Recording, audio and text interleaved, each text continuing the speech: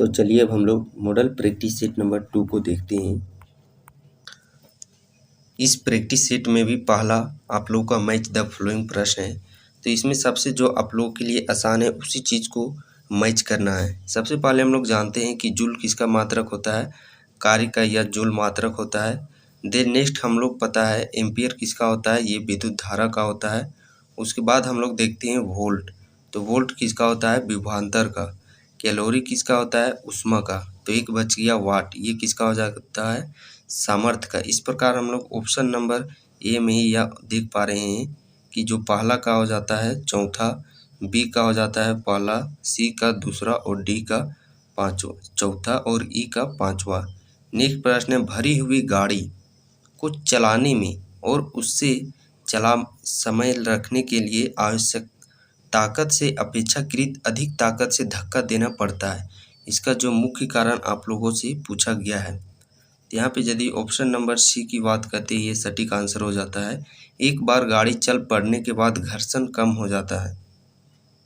यही पूछा गया है जब कोई क्या बोल सकते हैं, भरी हुई गाड़ी, कोई गाड़ी जब स्थित रहती है तो इसको जब हम लोग क्या बोला गया, चलाने में और उसे चला या समय में रखने के लिए आवश्यक ताकत में अपेक्षाकृत अधिक ताकत से धक्का देना पड़ता है। यानी कि जब ये गाड़ी मोशन में है उस समय जो ताकत लगती है और जब इसको हम लोग प्रारंभ करते हैं उस समय जो ताकत लगती है, तो इस ताकत के अपेक्षाकृत यहाँ पे जो हम लोग फर्स्ट में ताकत लगाते हैं उसकी ज़्यादा ताकत लगाने पड़ती है। तो इसका मुख्य कारण है जब गाड़ी मोशन में हो जाती है, जब गाड़ी चल पड़ने के बाद, मोशन में होने के बाद इसके ज़मीन के साथ इसका जो घर्षण फ्रिक्शन है वह कम हो जाता है। इस कारण से जो पहले है उसमें ताकत हम लोग को ज़्यादा लगता था। नेक्स्ट प्रश्न है लोहे का एक गोला पारद पर तैरता है किंतु पानी में डूब जाता है। लोहे की अपेक्षित घनत्व पारद के अपेक्षित घनत्व से अधिक होता है। तो इस प्रकार आप चार ऑप्शन यहाँ पे पढ़ सकते हैं और इसी प्रकार कंडीशनल बेस पर ही आप लोगों से ज़्यादा प्रश्न पूछे जाते हैं। ऑप्शन नंबर यहाँ पे ए की बात करते हैं, लोहे का अपेक्षित घनत्व पारद के अपेक्षित घनत्व से अधिक होता है, ये इसका मुख्य कारण होता है। नेक्स्ट प्रश्न है डीआरडीओ द्वारा विकसित लक्ष्य और निशांत है। डीआरडीओ है, इसके द्वारा जो विकसित है लक्ष्य और निशांत, ये क्या है, तो ये दोनों बात करते हैं। एक तो मानव रहित वाहन है। नेक्स्ट प्रश्न है 100 सेंटीग्रेड सेल्सियस की वाष्प द्वारा उत्पन्न जलन उसी ताप के पानी द्वारा उत्पन्न जलन से अधिक गंभीर होती है, इस क्योंकि। तो ये भी कई बार फेमस प्रश्न है, प्रचलित प्रश्न, ये भी कई दफ़ा आप लोगों के में देखने को मिलता है और इसे घुमा करके ही और एक दूसरा प्रश्न पूछा जाता है कि जब हम लोग कोई भाप से जलते हैं और वही गर्म पानी से जलते हैं तो भाप से जला हुआ हम लोग को ज़्यादा जलन महसूस होता है। क्यों, तो भाप में ऊष्मा है उसका मात्रा अधिक होता है गर्म पानी के अपेक्षा। गर्म जल की जो ऊष्मा होती है उसके अपेक्षा में भाप है, वाष्प है, उसका ऊष्मा अधिक होता है। इस कारण से हम लोग को वाष्प द्वारा अधिक ऊष्मा दी जाती है, यही सटीक होता है। क्या प्रश्न पूछा जाता है कि एक व्यक्ति जब तापमान दोनों का सेम ही है, जो भाप है उसका भी तापमान 100 डिग्री सेल्सियस है, पानी का भी 100 डिग्री सेल्सियस है, गर्म पानी का, लेकिन गर्म पानी के अपेक्षा हम लोग को भाप में ज़्यादा ज्वलन महसूस होता है। तो इसका मुख्य कारण है कि भाप का जो ऊष्मा है वह अधिक होता है। नेक्स्ट प्रश्न है, ये भी देख सकते हैं, ये भी मिलान आप लोग को पूछा गया है। आरोही क्रम में व्यवस्थित कीजिए। आरोही क्रम में व्यवस्थित करना है ध्वनि की चाल के रूप में। आरोही यानी कि बढ़ते क्रम में, एक होता है अवरोही और एक होता है आरोही। तो आरोही जैसे कि इसमें बड़ा हम लोग को देखने को मिल रहा है और एक होता है अवरोही। तो इसमें हम लोग को अंतर स्पष्ट कैसे करना है, देखना है। आ बड़ा है किसकी अपेक्षा में, छोटी आ की अपेक्षा में। तो जो बड़ा है उसमें हम लोग को बढ़ते क्रम, छोटा रहेगा तो घटते क्रम। तो बड़ा है यानी कि बढ़ते क्रम, यानी कि सबसे पहले सबसे कम हम लोग को बताना है कि ध्वनि का चाल सबसे कम किस में होगा, उससे अधिक किस में होगा और सबसे अधिक किस में होगा। तो ये ऑप्शन नंबर बी में सटीक आंसर हम लोग को देखने को मिल रहा है कि सबसे कम नाइट्रोजन में होगा, उसके बाद जल में होगा, और सर्वाधिक ध्वनि का जो चाल है वह इस्पात में देखने को मिलेगी। नाउ एक और मैच द फॉलोइंग आप लोगों से प्रश्न पूछा गया है।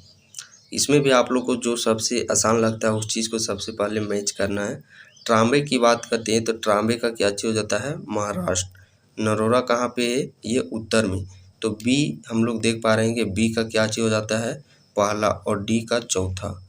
तो डी का चौथा यदि हम लोग इस प्रकार देख पा रहे हैं तो ये सिर्फ ऑप्शन नंबर हम लोग को बी में ही देखने को मिल रहा है, डी का चौथा। तो नरोरा कहाँ पे हो जाता है? उत्तर में। ट्राम्बे महाराष्ट्र में। काकरापार कहाँ पे हो जाती है? तो काकरापार ये ऑप्शन नंबर सी में दिया गया है, इसका क्या चीज़ हो जाता है? गुजरात। काकरापार गुजरात, कलपक्कम तमिलनाडु। नेक्स्ट प्रश्न है, ये भी आप लोगों को मैच द फ्लाइंग प्रश्न पूछा गया है, तो इस चीज़ को भी मैच करना है यहाँ पे आप लोगों को। तो जो सबसे पहले आप लोग को आसान लगे उसी चीज़ को आप लोगों को मैच करना है। तो यहाँ पे यदि हम लोग सबसे पहले देखते हैं शून्य द्रव्यमान यानी कि न्यूट्रॉन, जिसमें कोई चार्ज नहीं होता है, न्यूट्रॉनो। एक तो यहाँ से हम लोग को ये चीज़ मिलान कर लेना है, और हम लोग को देखना है जो हम लोगों के लिए समझिए कि एक सटीक पूर्णांक पर चक्रण। तो इसमें हम लोग यदि देख पा रहे होंगे ये 78 का क्या चीज़ हो जाता है? बी आंशिक आवेश का क्या हो जाता है? क्वार्क। और जो आंशिक परचक्रण का हो जाता है प्रोजिट्रॉन, पूर्णांक परचक्रण का ऑप्शन नंबर 4 में यानी कि फेनॉन। इस प्रकार ये हम लोग देख पा रहे हैं कि ऐसा ऑप्शन नंबर सिर्फ बी में ही देखने को मिल रहा है। और हाँ, साथ ही साथ आप लोग को ये भी बताते चलो कि जो प्रश्न आप लोग को देखने में नया नया लग रहा है उस चीज़ को अपने नोट्स में ज़रूर मेंशन करते जाइए, क्योंकि इसी प्रकार से आप लोगों के एग्जामिनेशन में ये प्रश्न पूछे जाने वाले हैं।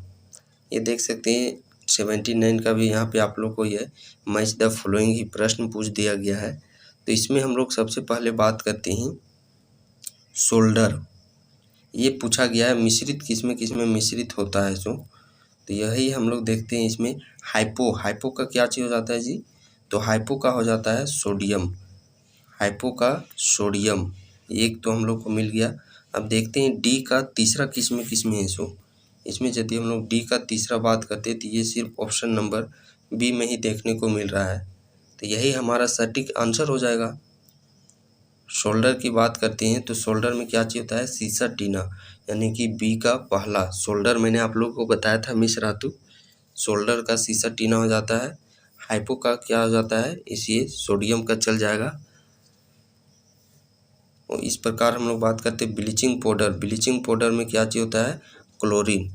ब्लीचिंग पाउडर का सूत्र आप लोग जानते होंगे, विरंजक चूर्ण CaOCl2, तो यहाँ पे क्लोरीन देखने को मिल रहा है। ब्लीचिंग पाउडर का सूत्र यहाँ पे आप लोग याद कर लेना है CaOCl2। कठोर जल उपयुक्त नहीं है साबुन से कपड़े धोने के लिए, पीने के लिए, फसल की सिंचाई के लिए, बॉयलर्स में प्रयोग के लिए। तो इस प्रकार ऑप्शन नंबर यहाँ पे चारों है, जो कि यह बिल्कुल सही आंसर हो जाता है। नेक्स्ट प्रश्न है, ये भी मैच द फ्लोइंग दे दिया गया है। तो मैच द फ्लोइंग आप लोग को हर JCC के एग्जाम में ये पैटर्न बना हुआ है, मैच ऑफ द फ्लोइंग। एक प्रश्न के साथ साथ यहाँ पे आप लोगों को 4 प्रश्न पूछ लिए गए हैं। तो यहाँ पे यदि हम लोग जो सबसे पहले आप लोग को आसान देखने को मिलता है वही चीज़ मिलाना है। सॉरी, माफ़ कीजिएगा, ये मैच द फॉलोइंग नहीं है, बल्कि ये पूछा गया कि कौन सा सही सुमेलित नहीं है। लेकिन इसमें भी आप लोगों को 4 प्रश्न पूछ लिए गए हैं। यदि चारों सटीक आंसर पता है तभी आप इस चीज़ को टैकल कर पाइएगा, इस प्रकार के प्रश्न को। तो सल्फर डाइऑक्साइड देखते हैं, ये अम्ल वर्षा से संबंधित है। पायरीन अग्निशामक से संबंधित है। फ्रिज में जो शीतलक के रूप में फ्रियोन होता है, ये भी बिल्कुल सही है। बट ऑप्शन नंबर ए की बात करते हैं तो ये बिल्कुल गलत है। और अम्ल वर्षा की बात करते हैं तो अम्ल वर्षा से चलिए हम लोग यहाँ पे फैक्ट जान लेते हैं। अम्ल वर्षा से फैक्ट आप लोग को याद कर लेना है। अम्ल वर्षा के लिए यदि आप लोगों से पूछा जाए, अम्ल वर्षा से आप लोगों को जुड़ा हुआ प्रश्न पूछा जाता है, इसके लिए दो कौन से गैस है जो कि वह मुख्य कारण है। तो गैस पूछा जाता है तो उसमें हो जाता है NO2 प्लस में SO2, नाइट्रस ऑक्साइड प्लस में सल्फर डाइऑक्साइड। ये गैस में हो जाता है। वहीं पे पूछा जाता है कौन कौन से अम्ल है जो कि वह प्रमुख कारण है। तो NO2 से हो जाता है HNO3 नाइट्रिक अम्ल यहाँ पे हो जाता है HNO3 और SO2 से हो जाता है H2SO4 यानी कि सल्फ्यूरिक अम्ल। यदि मुख्य कारण गैस में पूछे तो नाइट्रस ऑक्साइड NO2 और एक हो जाता है SO2 सल्फर डाइऑक्साइड। यही अम्ल में पूछे तो HNO3 नाइट्रिक अम्ल और H2SO4 यानी कि सल्फ्यूरिक अम्ल। नेक्स्ट प्रश्न है निम्नलिखित कथनों पर विचार कीजिए। इनमें से निम्नलिखित कथनों पर विचार कीजिए। देख पा रहे हैं किस प्रकार GCC का पैटर्न बना हुआ है। एक प्रश्न के साथ साथ आप लोगों के 2-3 प्रश्न पूछ लिए जा रहे हैं। इसमें से हम लोग ऑप्शन नंबर ए की बात करते हैं 1, 2, 3 ये बिल्कुल सही प्रश्न आंसर हो जाता है। नेक्स्ट प्रश्न है चूहे मारने का जहर किस रासायनिक पदार्थ से बनता है। चूहे मारने का जो रासायनिक पदार्थ है वह किससे बनता है। तो चूहा मार दवा हम लोग मेनली 2 को यूज करते हैं। एक तो KCN और एक हो जाता है ZNP, एक हो जाता है पोटेशियम साइनाइड। तो इस प्रकार ऑप्शन नंबर सी में देख पा रहे होंगे एक मैच कर गया पोटेशियम साइनाइड KCN और एक हो जाता है ZNP जिंक फास्फोरस। तो इस प्रकार 2 रासायनिक पदार्थों का हम लोग चूहे मार दवा के रूप में प्रयोग करते हैं। यहीं पे देखते हैं मिथाइल आइसोसाइनाइड जो भोपाल गैस संयंत्र हुआ था जिसमें कि एक गैस यहाँ पे हो चुकी थी, वह गैस था मिथाइल आइसोसाइनाइड ही। ये भी काफ़ी फेमस प्रश्न है कि भोपाल गैस संयंत्र में कौन सा गैस का रिक्त स्राव हो चुका था, मिथाइल आइसोसाइनाइड। और ये गैस कौन कंपनी के द्वारा बनाया जा रहा था, तो यूनियन कार्बाइड कंपनी के द्वारा ये गैस बनाया जा रहा था। ये भी कंपनी का नाम भी कई दफ़ा आप लोगों से प्रश्न में पूछा जाता है। नेक्स्ट प्रश्न है ये देखिए यहाँ पे खेती से संबंधित ये प्रश्न पूछ लिया गया है। तो इसमें जो आसान है उसी चीज़ को सबसे पहले हम लोगों को देखना है। यहाँ पे भी पूछा गया कि कौन सुमेलित नहीं है। तो फलों की खेती पोमोलॉजी ये बिल्कुल सही है। फूलों की खेती फ्लोरिकल्चर ये भी बिल्कुल सही है। फसलों का एग्रोनॉमी यह भी बिल्कुल सही है। और सबसे आसान जो है वही यहाँ पे पूछा गया है और गलत दे दिया गया है। सब्जियों की खेती क्या कहलाती है, हॉर्टिकल्चर।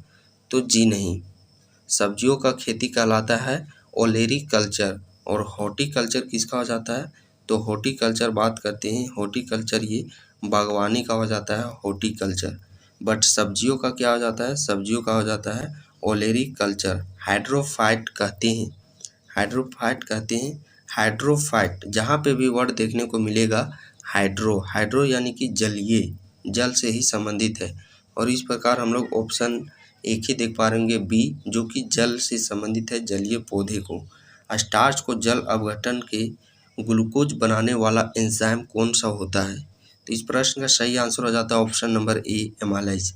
नाउ नेक्स्ट प्रश्न है जीवधारियों को कम से कम 27 तत्वों की आवश्यकता होती है जिनमें से 15 धातुएं हैं।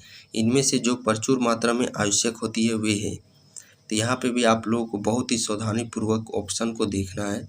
इस प्रकार हम लोग ऑप्शन यहाँ पे देख पा रहे हैं जो कि सी है, ये बिल्कुल सटीक देखने को मिल रहा है। पोटेशियम, मैग्नीशियम, सोडियम और कैल्शियम इन सभी तत्वों का एक मनुष्य के समझिए कि एक स्वस्थ शरीर के लिए सबसे बहुत ही आवश्यक प्रचुर मात्रा में होनी चाहिए, पोटेशियम, मैग्नीशियम, सोडियम और कैल्शियम। एक देखिए यहाँ पे मैच द फ्लोइंग फिर एक प्रश्न देखने को मिल गया।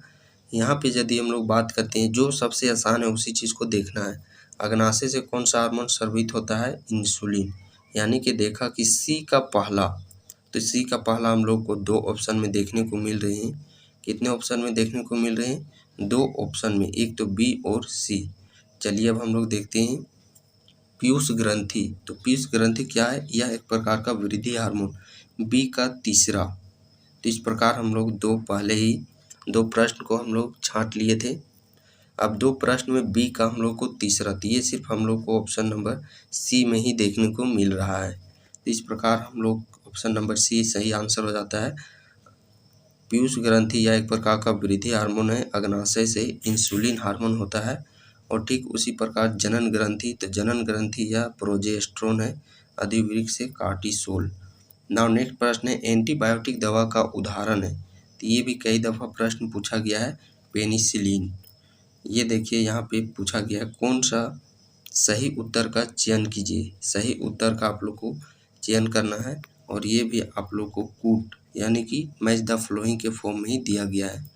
तो यहाँ पे यदि हम लोग बात करते हैं सबसे विशाल जीव, तो सबसे विशाल जीव कौन सा होता है? नीला व्हेल। सर्वाधिक बुद्धिमान जानवर चिंपैंजी। जीव जो अपनी पूंछ त्याग देते हैं छिपकली। पक्षी जो कभी अपना घोंसला नहीं बनाती कोयल। तो ये इसका सही आंसर हो जाता है।